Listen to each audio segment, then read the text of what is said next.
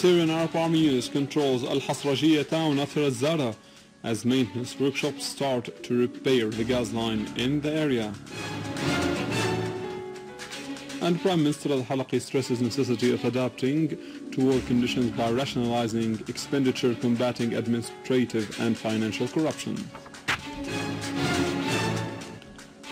And after al-Maliki's accusation to Saudi and Qatari regimes of supporting terrorism in Iraq, 200 civilians killed in a suicide explosion in al-Hila.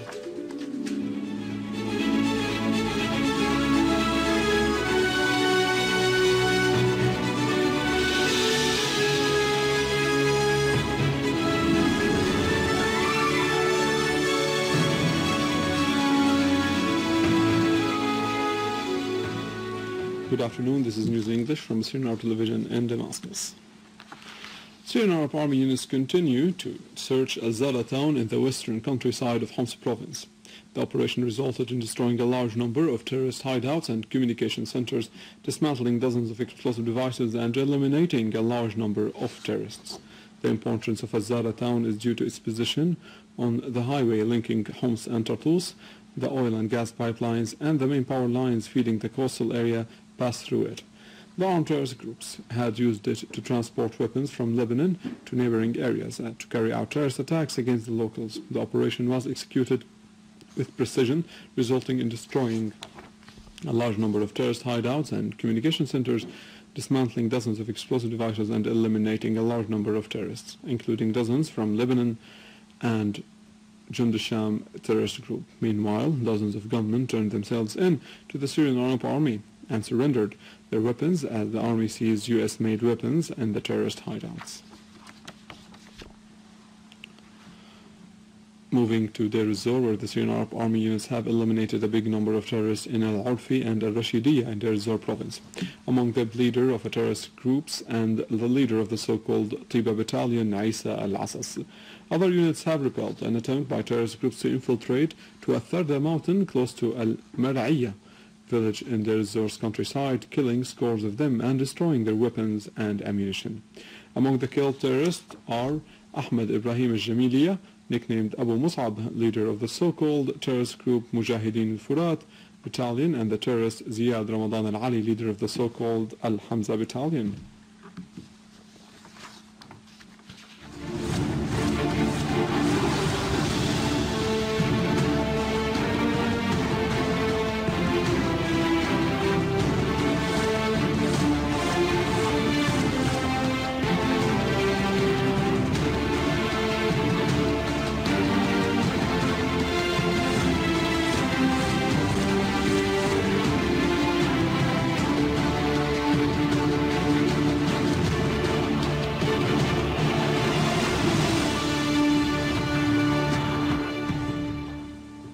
Moving to our local news, as Assistant Secretary General of the Arab Socialist Baath Party, Hilal met the delegation of the Iraqi Bar Association headed by Muhammad Saleh Al-Mhanna, who is also chairman of the Najaf Bar Association.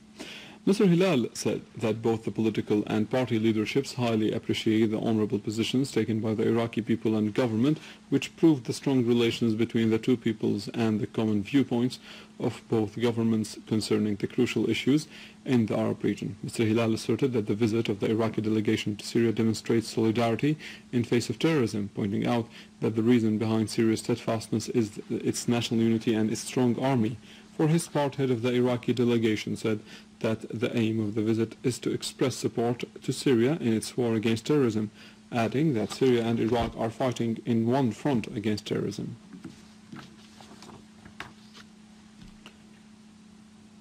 Former UN envoy to Syria, Kofi Annan, has said that Qatar, Saudi Arabia and Turkey have funded and supplied the Syrian opposition with arms despite his call to solve the Syrian crisis through dialogue.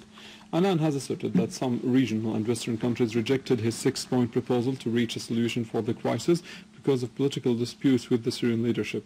Iran, Russia and China adding that these countries formed later what came to be known as Syria's Friends Group. About 200 Iraqi civilians have been killed or injured by a booby-trapped car that targeted an inspection checkpoint in al-Hila city. Iraqi sources have indicated that a suicide bomber detonated his car when he came close to the inspection checkpoint near the northern entrance of Hila city, which set more than 60 cars ablaze. It is to be noted that the terrorist attack came after statements made by Iraqi Prime Minister Nouri al-Maliki, in which he asserted that Saudi Arabia and Qatar have declared war on Syria and Iraq, and that they were trying to destabilize them by backing the terrorist groups. Demonstrations continue in Eshikshar province, northwest of Turkey, in protest of Erdogan's policies, as demonstrators demanded the release of 183 citizens who were detained 2 days ago because they took to the streets to protest against Erdogan's visit to the province. Moreover, about 500 persons staged a sit-in outside Justice and Development Party's electoral office in the province, but Erdogan's police dispersed them by force. It's noteworthy that Turkey has been witnessing fierce campaigns of cracking down and confiscating freedoms, the latest of which were threats by Erdogan to close down social websites.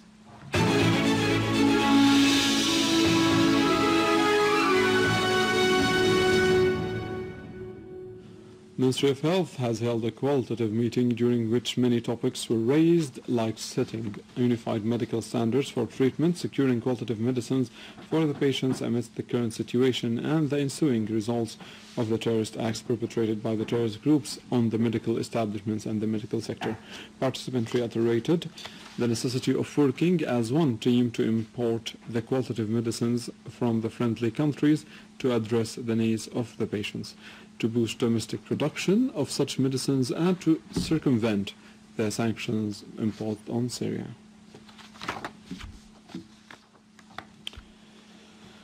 The Syndicate of Medicine Doctors in Damascus held a seminar to explain ways of protection against the H1N1 virus, which causes swine flu. The seminar focused on defining the symptoms of this strain and on explaining how this contagious infection is transmitted. Participants also listed directives to be followed by doctors in order to prevent this disease from spreading.